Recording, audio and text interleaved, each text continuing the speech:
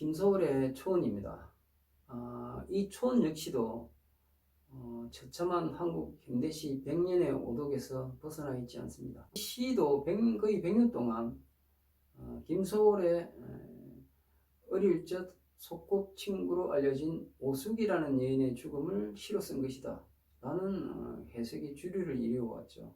그리고 더러는 15살에 죽은 김서울의 절친이었던 김아무개의 죽음을 시로 쓴 것이다 하는 이야기도 있었고, 또 하나는 어떤 해석의 근거도 없이 조국이다 이런 해석도 있었습니다. 이러한 해석들은 시를 해석할 수 없으니까 시 바깥에서 온갖 망상들을 끌고 와서 시에 붙여서 그것이 마치 해석인 양 하는 행위를 하는 것이죠. 이 시 안에는 이 시가 누구의 죽음을 이야기하고 있는 것인가 하는 것이 다 드러나 있습니다. 그러나 그것을 해석하지 못하니까 온갖 망상을 갖다 붙이는 것이죠. 이러한 처참한 한국 현대시 오독의 100년은 그야말로 한국 현대시를 죽은 시처럼 만들어 버렸다고 저는 생각합니다. 시를 읽어보겠습니다. 초혼, 산산이 부서진 이름이여, 허공 중에 헤어진 이름이여, 불러도 주인 없는 이름이여, 부르다가 내가 죽을 이름이여, 심중에 남아있는 말 한마디는 끝끝내 맞이하지 못하였구나. 사랑하던 그 사람이여, 사랑하던 그 사람이여, 붉은 해는 서산마루에 걸렸다. 사슴의 무리도 슬피 운다. 떨어져 나가 앉은 산 위에서 나는 그대의 이름을 부르노라. 서름에 겹도록 부르노라. 서름에 겹도록 부르노라. 부르는 소리는 비껴가지만 하늘과 땅 사이가 너무 넓구나. 선체로 이 자리에 돌이 되어도 부르다가 내가 죽을 이름이여, 사랑하던 그 사람이여, 사랑하던 그 사람이여. 이렇게 끝납니다. 먼저 이 시를 해석하기 전에 세 가지를 먼저 해야 되죠. 첫 번째는 이 시의 논리 구조를 살피는 것입니다. 그리고 그 논리 구조에 얹혀져 있는 서정의 흐름을 살펴야죠. 그리고 세 번째는 김서울이 이 시를 쓰면서 특징적으로 사용하는 언어 사용법이나 단어들을 살피는 것입니다. 그 후에 본격적인 해석에 들어가겠습니다. 여기서 이 논리는 간단합니다. 이 초원이라는 제목 그대로입니다.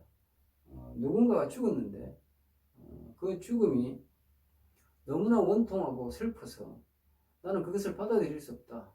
그러니 살아서 되돌아오라. 되돌아올 때까지 나는 기다리면서 죽어 망부석이 되겠다. 이런 논리 구조입니다. 그리고 그 논리 구조 위에 이제 얹혀져 있는 서정의 흐름은 이 시가 5연 20행이십니다. 그런데 무려 9행의 느낌표를 찍어서 영탄법을 사용하고 있습니다. 그리고 사랑하던 그 사람이여, 사랑하던 그 사람이여 등 이 반복적으로 세 번이나 사용하고 있습니다. 그래서 이 시를 자세히 들여다보면 시 전체가 하나의 거대한 영탄법으로 구성되어져 있다고 해도 틀리지 않을 것입니다. 이런 영탄법으로 이루어진 이 시에 흐르는 서정은 천붕의 슬픔이라고 생각합니다. 이 천붕의 슬픔은 하늘이 무너지는 슬픔입니다.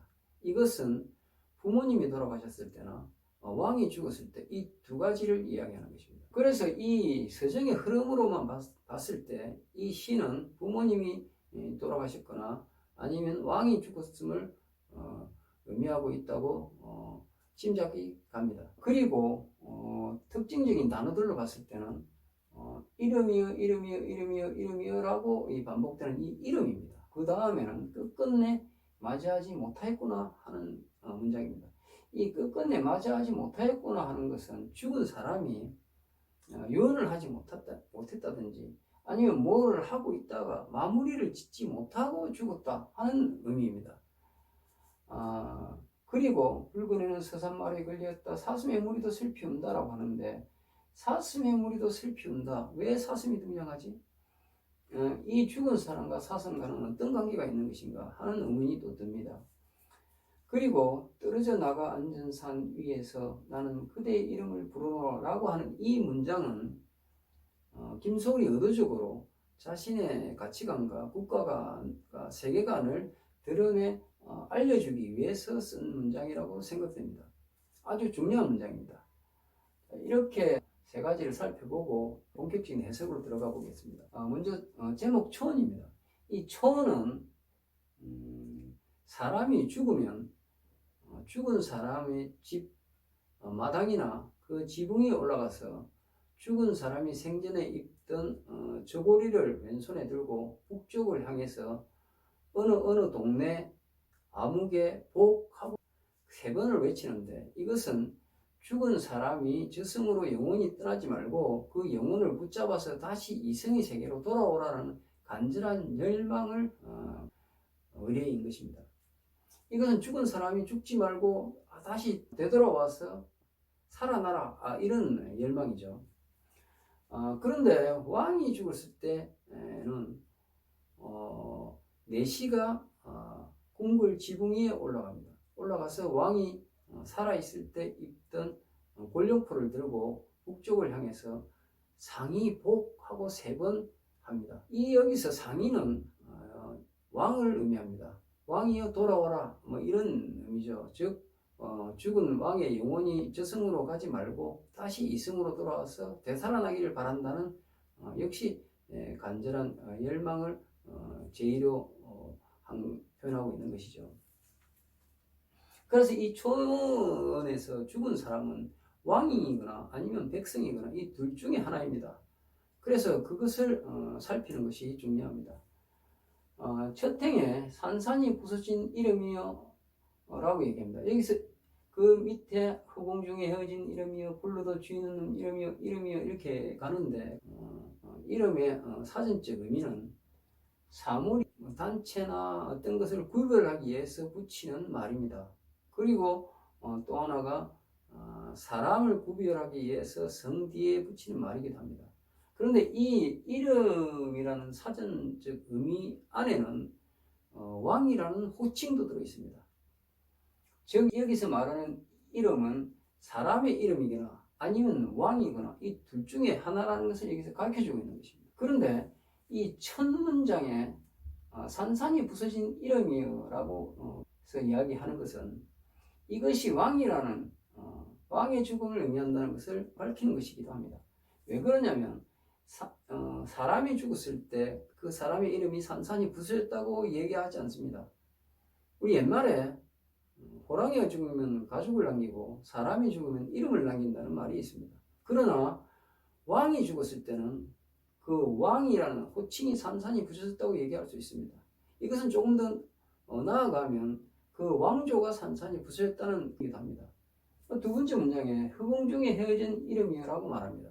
역시 사람이 죽었을 때 그 사람의 이름과 그 사람이 허공 중에 헤어졌다고 이야기하지 않습니다. 그러나 왕이 죽었다고 하면 왕이었던 사람이 죽음으로써 그 왕이라는 호칭 그리고 왕이라는 자리와 허무하게 헤어졌다고 이야기할 수 있는 것입니다. 그래서 여기서의 이름은 왕을 의미하고 있다고 것을 알 수 있습니다. 그래서 불러도 주인 없는 이름이라고 나오는 것은 왕이 죽으면 그 왕이라는 호칭과 그 왕이라는 자리는 주인이 없어지는 거죠. 다음 왕이 앉을 때까지 말입니다. 그러나 부르다가 내가 죽을 이름이라고 얘기합니다. 화자는 왕이 죽었지만 그러나 나는 그 왕을 죽을 때까지 왕으로 생각하면서 부르겠다, 이렇게 얘기하는 것입니다. 그래서 이언으로 가서 심중에 남아있는 말 한마디는 끝끝내 맞이하지 못하였구나. 사랑하던 그 사람이여, 사랑하던 그 사람이여 라고 하는데, 여기서 심중에 남아있는 말 한마디는 끝끝내 맞이하지 못하였구나 하는 것은 왕이 유언을 남기지 못하고 죽었다는 의미이기도 합니다. 그런데 여기서 살펴봐야 할 것이 있습니다. 김소울이 지금 이야기하는 왕의 죽음은 그가 목격하고 경험했던 왕의 죽음은 누구입니까? 고종입니다.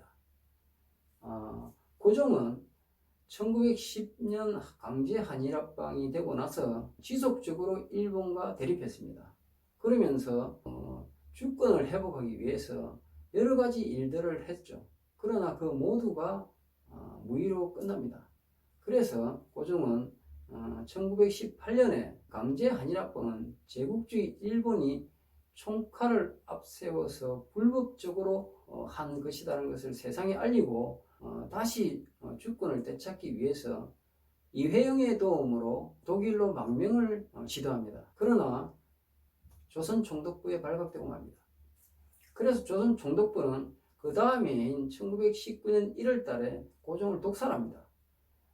바로 이것을 얘기하는 것입니다. 심중에 남아있는 말 한마디는 끝끝내 맞이하지 못하였구나 하는 것은 유언을 하지 못하였다는 의미도 있지만 사실은 고종이 끊임없이 주권 회복을 하려고 시도했던 모든 일들을 완성하지 못하고 이뤄내지 못하고 죽었다는 것을 의미합니다. 그러면서 그것을 한탄하듯이 사랑하던 그 사람이여 사랑하던 그 사람이여 라고 강조하면서 반복해서 말하는 것입니다. 그래서 3년에 붉은 해는 서산마루에 걸렸다. 사슴의 무리도 슬피 온다. 이렇게 이야기하는데 붉은 해는 서산마루에 걸렸다는 것은 고종이 죽음으로써 드디어 조선 왕조가 망했구나 하는 것을 이야기하는 것입니다. 이것은 고종이 살아있을 때는 조선민족이 그나마 주권을 다시 회복할 수 있지 않을까 하는 아주 가느다란 희망을 붙잡고 있었습니다. 그러나 고종이 독살당해 죽음으로써 그 모든 것이 무너져 내렸죠. 그것을 이야기하는 것입니다. 그리고 사슴의 무리도 슬피 온다는 것은 사슴은 삼국시대 때부터 왕을 상징하는 동물입니다. 신라의 왕가는 사슴의 뿔을 형상화한 것입니다. 그리고 백제도 실록이라는 날개 달린 사슴을 왕이 사냥해서 잡았다 이런 이야기 나옵니다. 그리고 조선의 궁궐에 청록조각상들이 무수히 많습니다. 즉 왕가에서는 사슴을 왕을 상징하는 동물로 인식하고 있다는 것이죠. 그래서 여기서 사슴의 무리는 왕의 무리입니다. 이 왕의 무리가 슬피 온다는 것은 조선 왕조가 슬피 온다는 것입니다. 고종이 죽음으로써 조선 왕조가 완전히 망했다는 것을 의미합니다. 그리고 떨어져 나가 앉은 산 위에서 나는 그대의 이름을 부르노라. 이 문장이 김소월이 자신의 가치관과 국가관과 세계관을 의도적으로 보여주기 위해서 쓴 문장이라고 저는 앞서 말씀드렸습니다. 이것은 이 사람이 죽음 즉 직후에 이루어지는 것인데 여기서 김소월은 떨어져 나가 앉은 산 위에서라고 얘기하면서 이미 고종이 죽었고 그리고 산에 묻힌 이후를 얘기합니다. 그러니까 이것은 일반적인 초원의례가 아니라는 것을 의도적으로 밝히는 것입니다. 그 이유는 김소월은 6살 때 할아버지가 독서당이라는 서당을 열고 군장을 초빙해서 한문 공부를 시킵니다. 정도의 어린 나이였지만 2, 3년 정도의 한문 공부를 하고 난 뒤에 국민학교에 입학합니다. 그래서 어리고 짧은 기간이었지만 그 2, 3년의 한문 공부로 인해서 김소월의 가치관은 유교적 가치관을 가졌다고 할 수 있습니다. 그래서 김소월이 생각하는 왕은 곧 국가이고 왕은 주권이고 왕은 민족의 대표라는 어떤 그런 개념을 가지고 있는 것이죠. 그래서 여기서 떨어져 나가 앉은 산 위에서 나는 그대의 이름을 부르노라 했을 때 여기서 그대는 물론 고종이지만 그것은 주권이고 곧 민족이라고 이야기할 수 있습니다.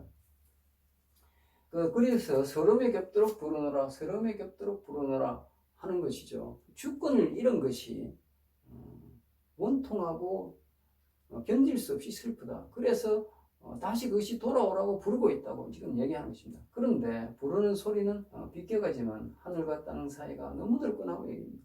주권이 돌아오라고 이야기하고 있지만 하늘과 땅 사이 거리가 너무 넓다는 것이죠. 다시 되돌아오기는 너무나 희망이 아득하고 멀게만 느껴진다는 것을 이야기하고 있는 것입니다. 그래서 선체로 이 자리에 돌이 되오더라고 얘기합니다.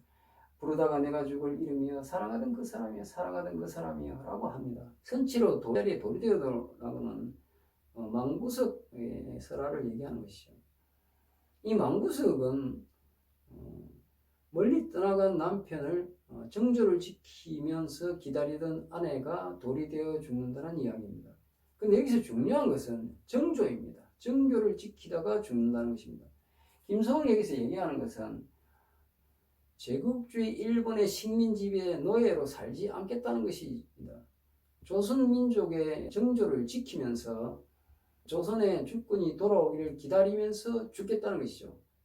친일파로 변질해서 제국주의 일본 식민 지배에 순종해서 살지 않겠다는 것을 선언한 것입니다. 그러면서 살아가던 그 사람이여 사랑하는 그 사람이여 하면서 거의 통곡의 소리로 조선의 왕인 고종과 조선의 주권과 조선민족을 소리쳐 부르는 것입니다. 이것이 초원입니다. 이것이 초원의 내용입니다. 그런데 100년 동안 이 시를 온갖 망상을 갖다 붙여서 전혀 다르게 해석하고 오독하고 짓밟았습니다. 무덤 속에 있는 김소월이 지금도 통 안에 눈물을 흘리면서 통곡하고 있을 것입니다. 하루빨리 이런 한국 현대시의 처참한 100년의 오독에서 벗어나길 바랄 뿐입니다.